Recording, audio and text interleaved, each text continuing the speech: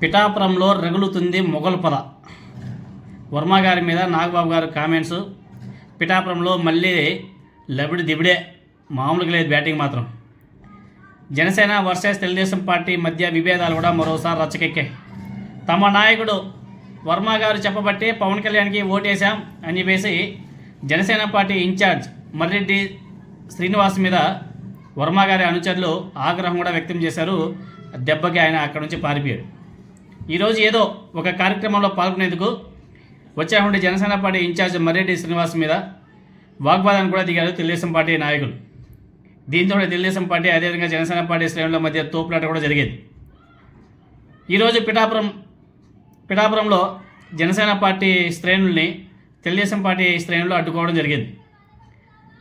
గొల్లప్రోలు మండలం చందుర్తి ఏరియాలో RO plant ఆవిష్కరణకు జనసేన పార్టీ ఇన్ఛార్జ్ మర్రెడ్డి శ్రీనివాస్ వచ్చాడు.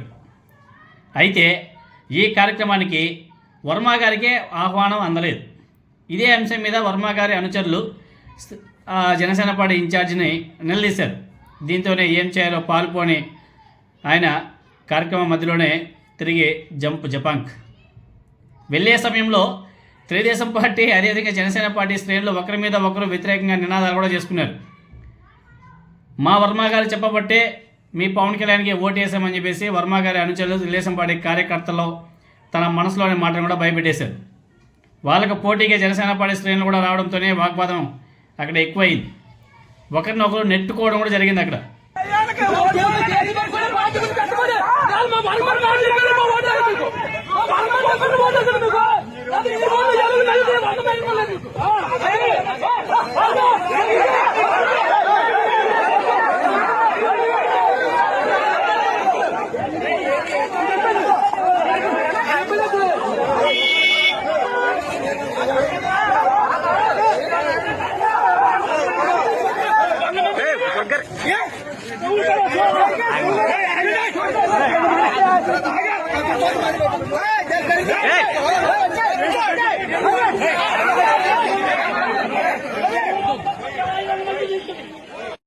మార్చి 14వ తేదీన పిఠాపురం చిత్రాలలో జనసేన పార్టీ ఆవిర్భావ దినోత్సవం సందర్భంగా